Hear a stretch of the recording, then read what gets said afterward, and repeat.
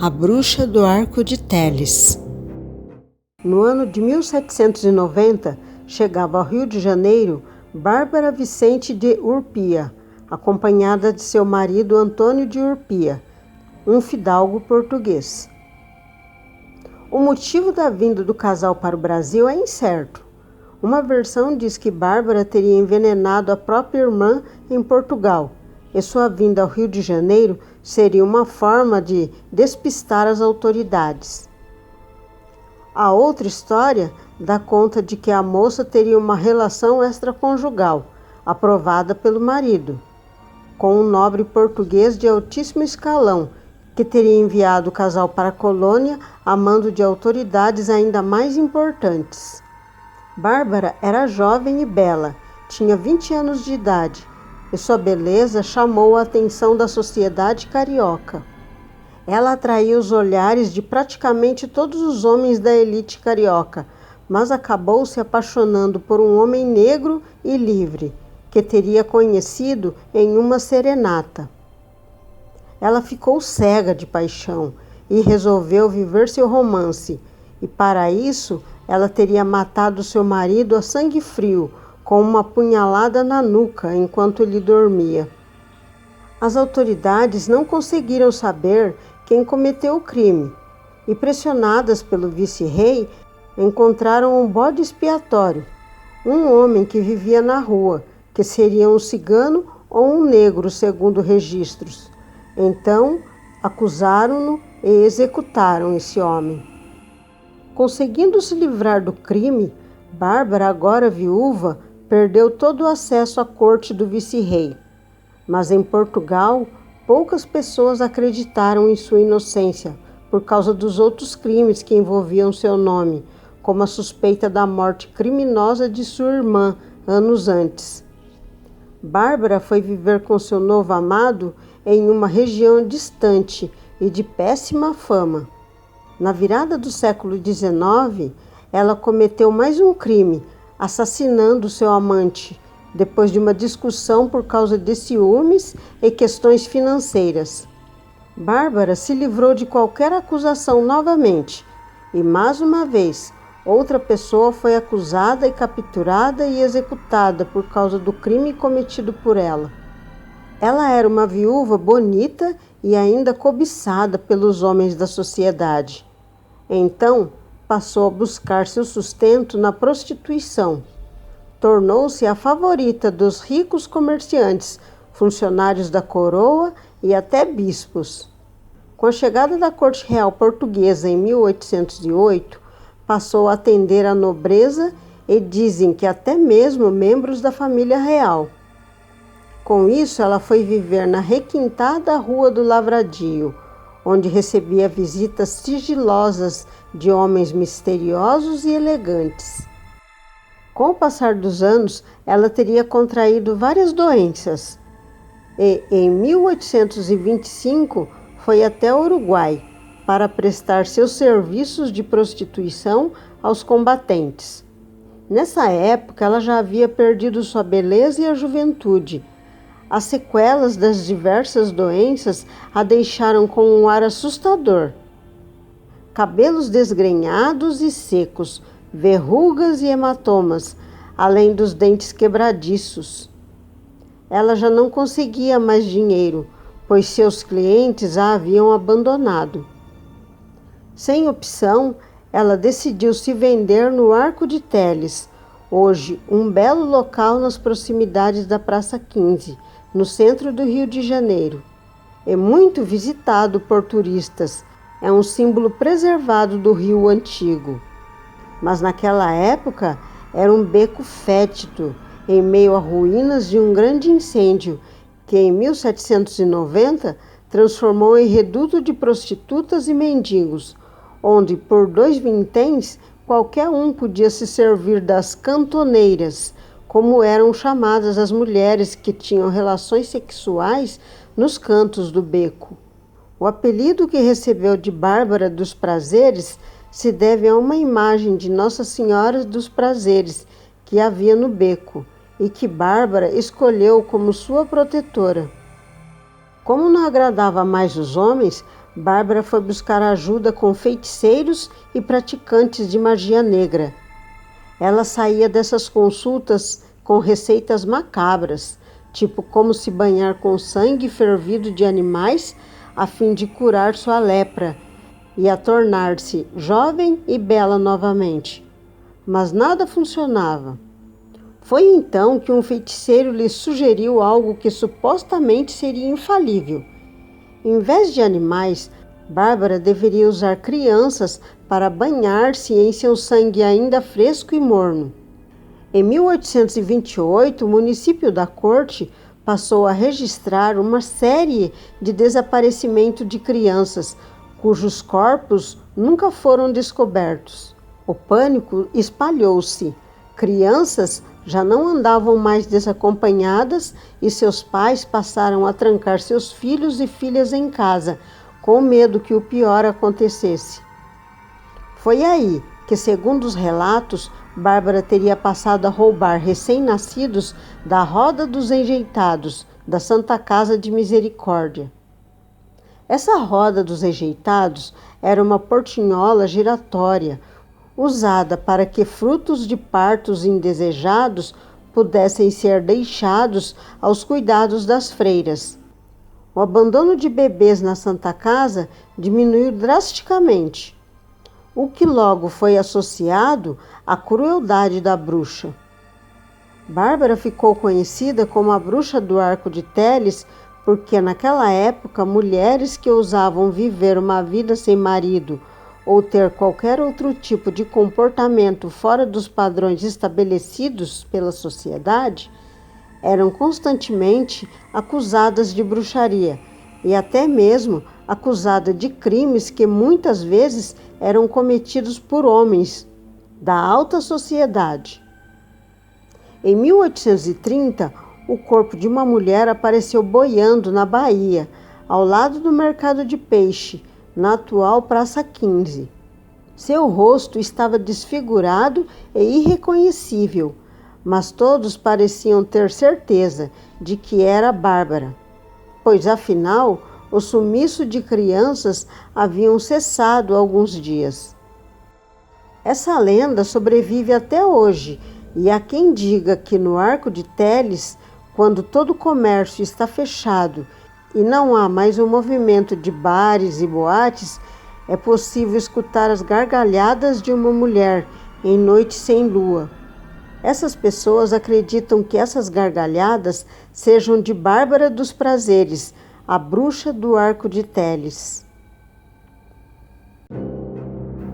A bruxa de Curitiba.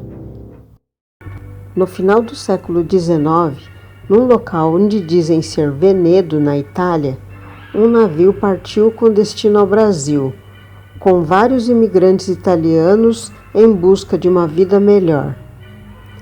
Esse navio chegou ao Brasil mais precisamente na cidade de Paranaguá, no litoral do Paraná. A maioria dessas pessoas foi para Curitiba para trabalhar na lavoura. E parte desses imigrantes montou um bairro chamado Santa Felicidade.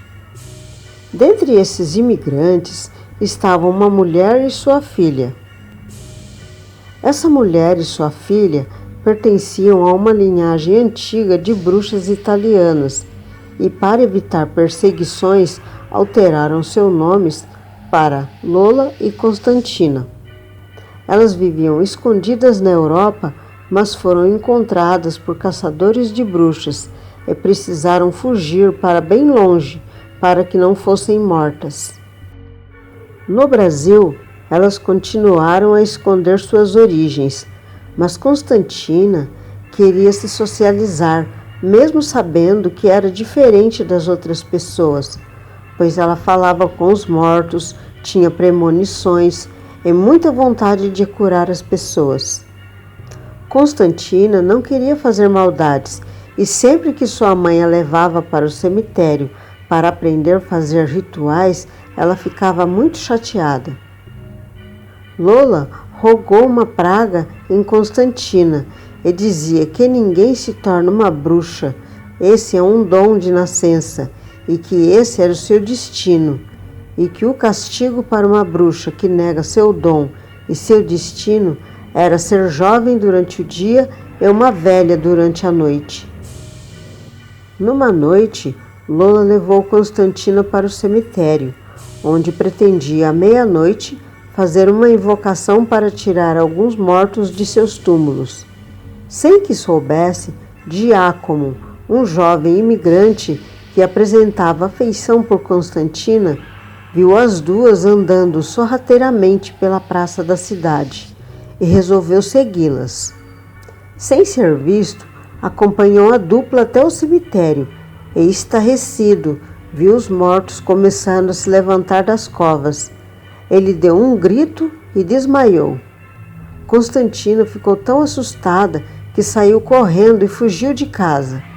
Ela andou tanto, mas tanto, que acabou chegando numa região de floresta, num local conhecido atualmente como Campo Largo, localizado na região metropolitana de Curitiba. Andando por esta floresta, ela encontrou uma pequena casa abandonada e também descobriu que lá haviam muitas ervas que curam. Ela ficou sabendo, anos depois, que sua mãe havia sido presa e que morreu louca na cadeia.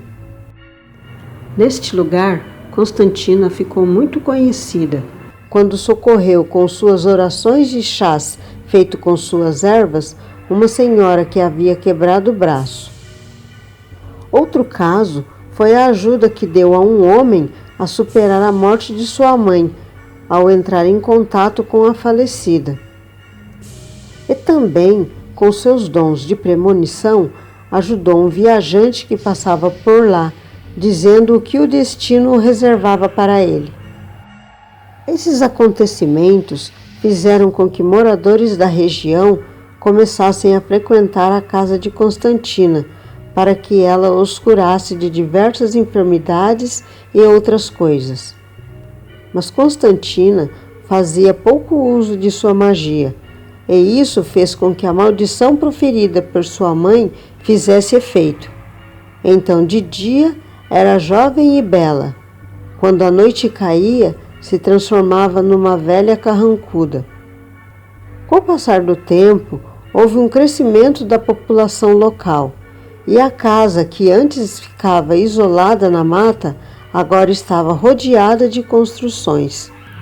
Constantina continuou com seus trabalhos de ajudar as pessoas, mas essas pessoas começaram a estranhar e comentários também começaram a surgir, pois quando alguém chegava à casa à noite, não via a presença da jovem, mas sim de uma idosa que sempre afirmava que sua neta tinha saído. E as pessoas também notaram que quando procuravam Constantina de dia, a jovem sempre estava lá, mas não havia nem rastro da idosa na casa.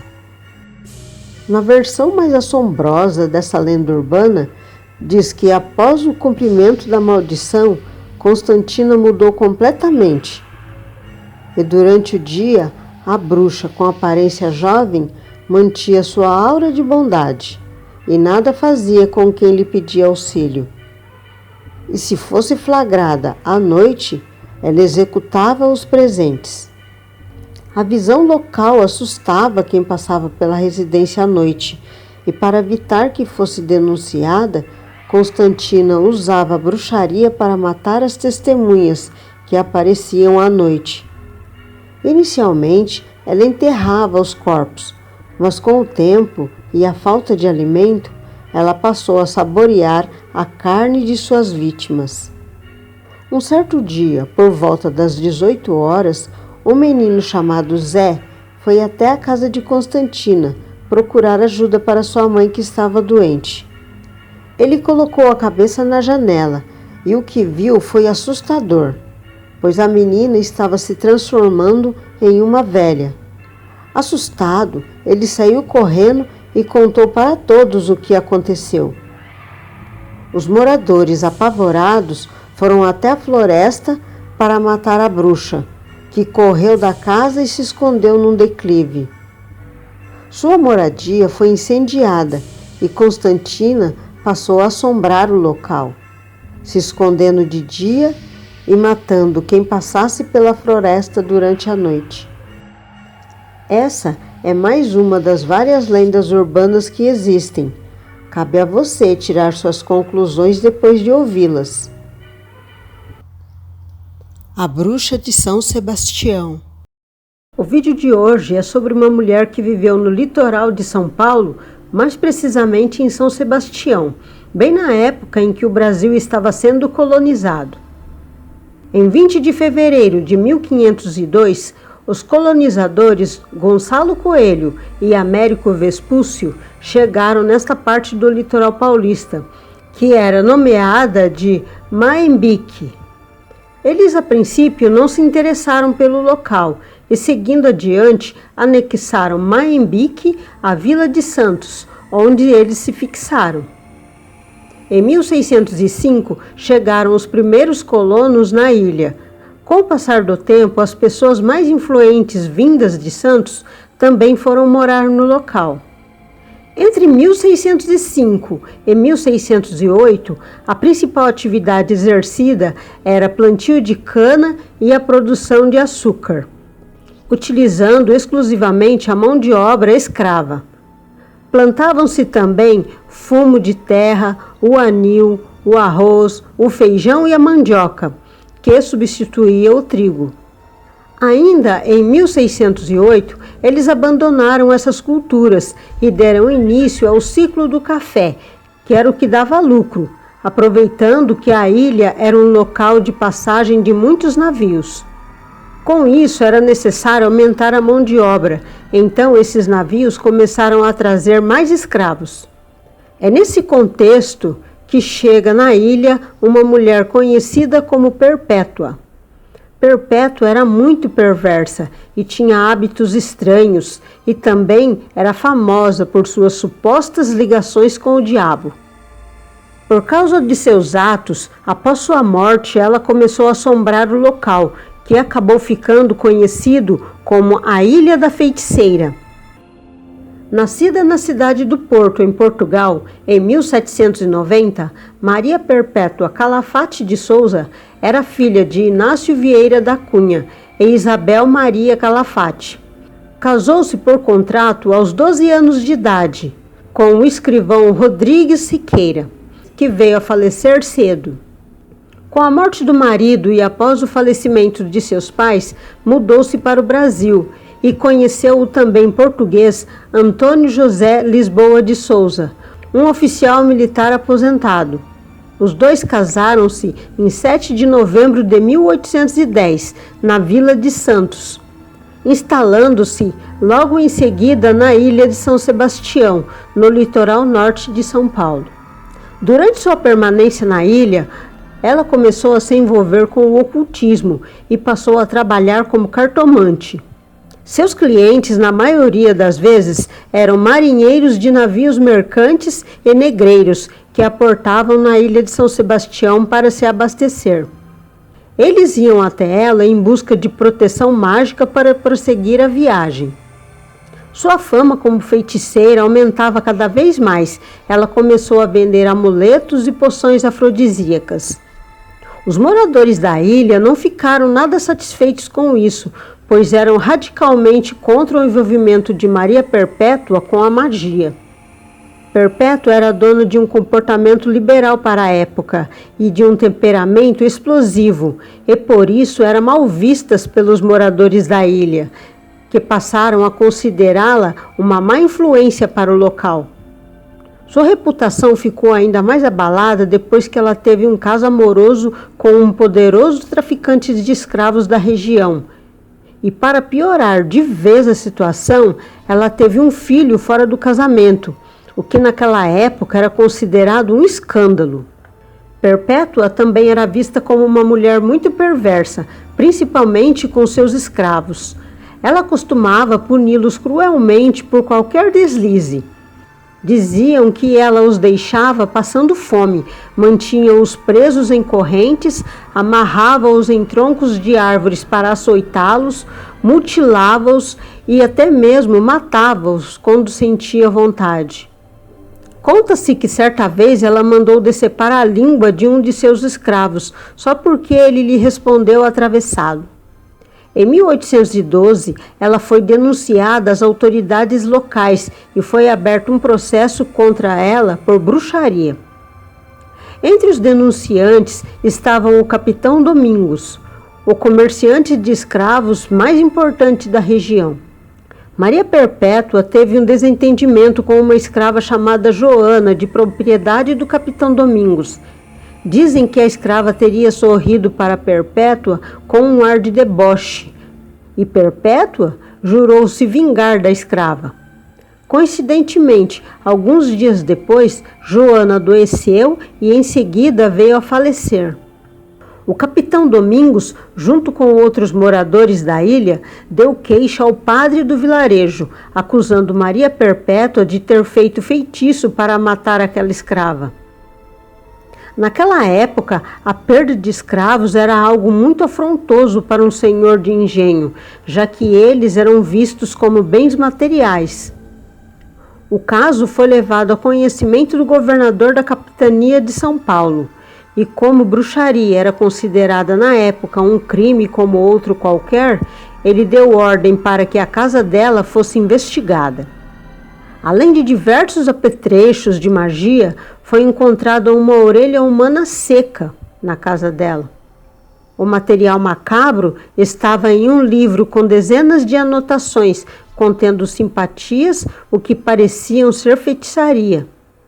Por esta razão, ela foi presa por 3 dias na cadeia de São Vicente, mas como seu marido ainda exercia certa influência na região, ela foi liberada logo em seguida.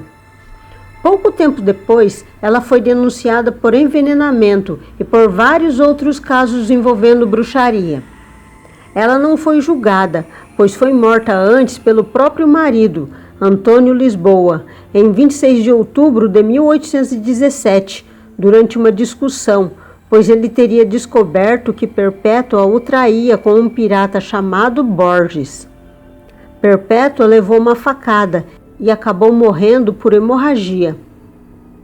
Uma curiosidade é que 5 anos depois de sua morte, o processo contra ela foi reaberto a mando do capitão Mor da ilha de São Sebastião. A lenda. Com medo de ser esfaqueada pelo marido, Maria Perpétua teria ido para a mata antes de morrer. Lá ela teria enterrado sua fortuna com o auxílio dos escravos. E para evitar que eles revelassem o segredo acerca do dinheiro, ela teria matado a todos e voltado sozinha, podendo até ter sobrevivido aos golpes de faca e envelhecido como louca. Os itens preciosos que teriam sido abandonados por Perpétua ainda estariam enterrados na ilha de São Sebastião. Por ter sido muito má em vida, Perpétua recebeu um castigo divino após sua morte e foi condenada a vagar eternamente assombrando os habitantes da ilha de São Sebastião. Dizem que ela aparece vestida de branco nas noites de lua cheia. E aquele que se encontrar com o fantasma de Perpétua e deixar de fazer uma oração pela salvação da alma dela, será atormentado para sempre pelo espírito maligno da terrível mulher. Dizem ainda que no local onde o corpo dela foi sepultado, havia crescido um enorme pé de guapuruvu, que ao ser tocado escorria sangue. Maria Perpétua, mesmo após sua morte, ainda continua viva nas histórias e lendas contadas pelos caiçaras da ilha de São Sebastião.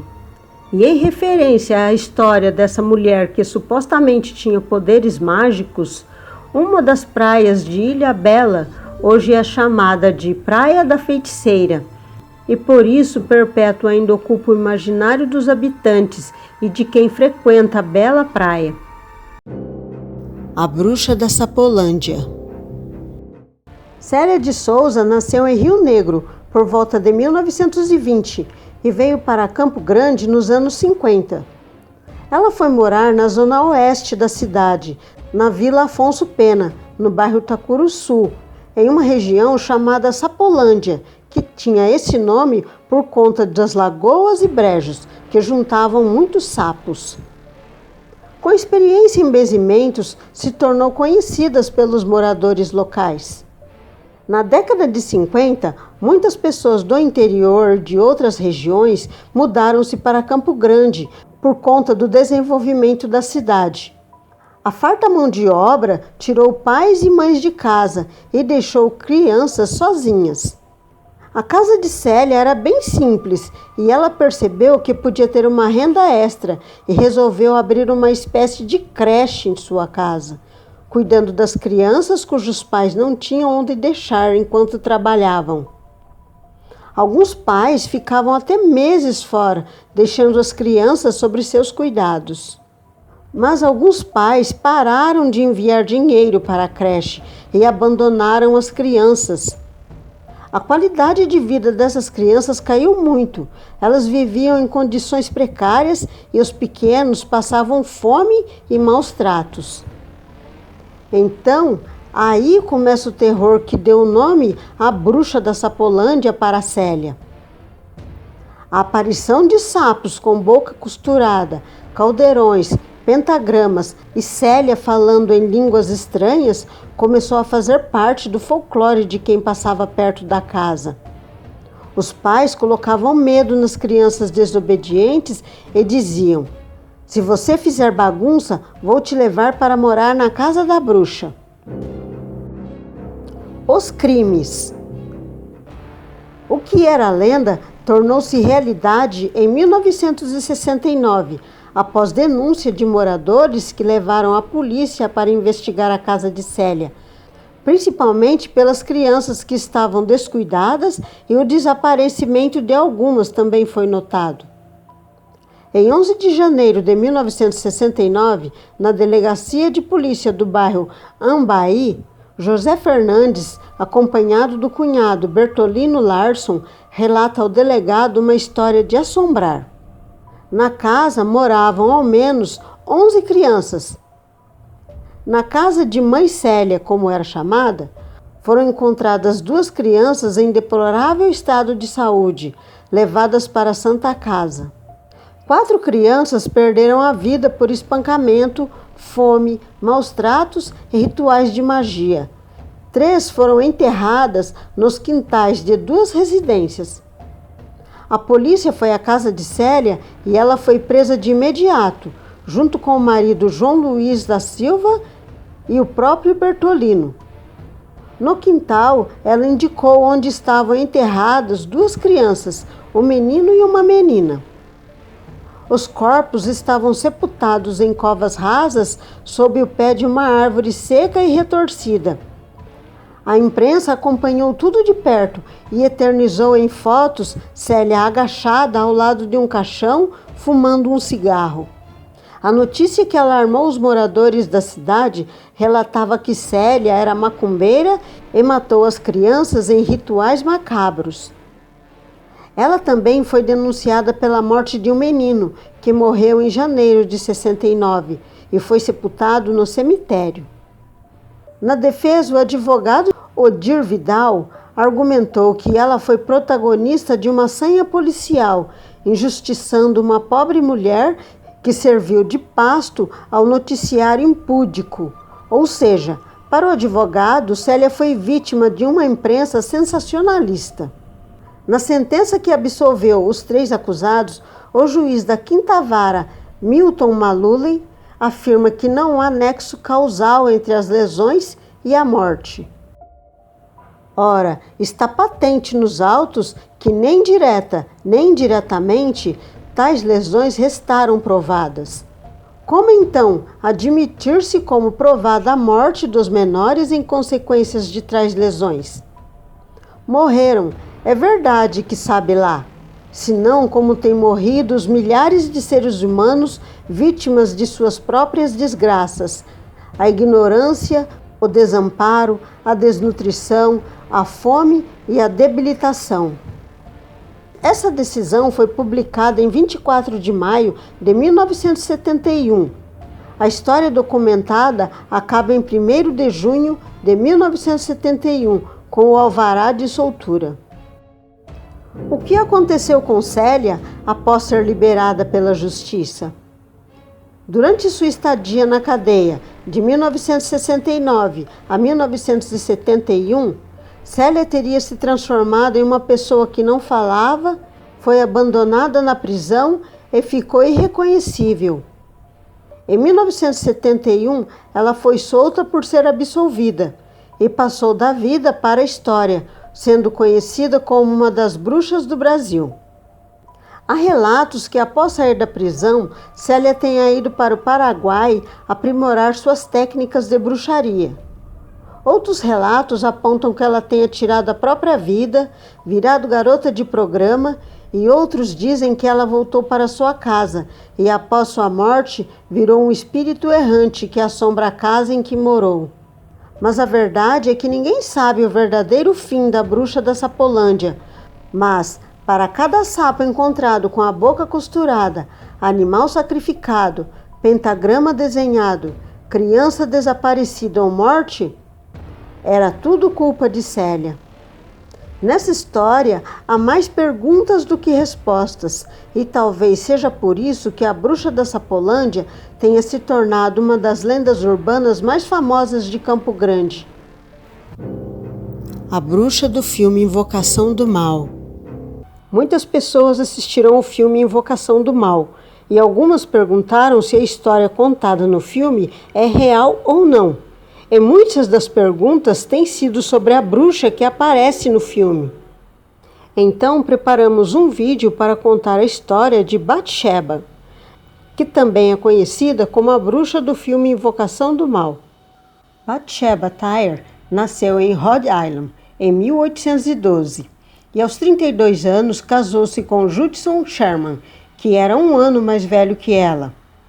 Eles tiveram um filho chamado Herbert. A partir daí, a história se confunde com a lenda.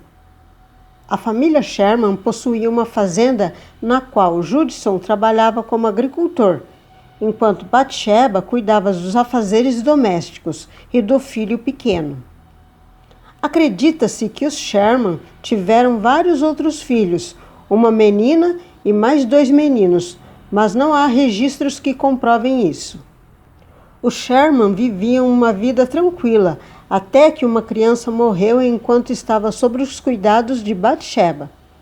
Não se sabe se a criança era um dos supostos filhos de Batsheba ou se era uma criança da vizinhança.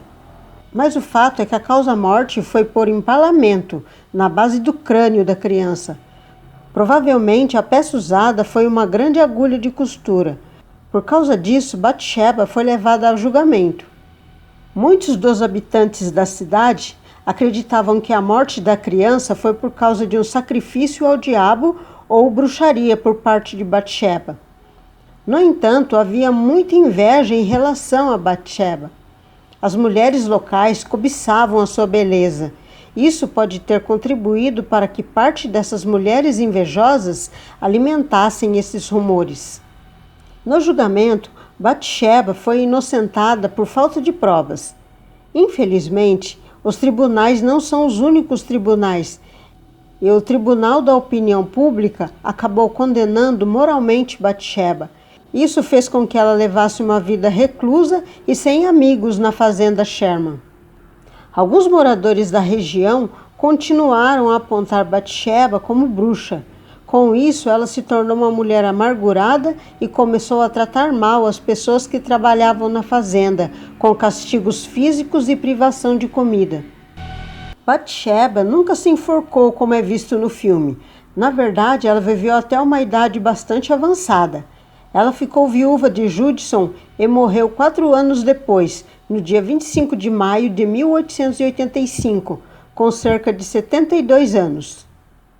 A causa-morte foi um estranho caso de paralisia que os médicos não entenderam completamente na época.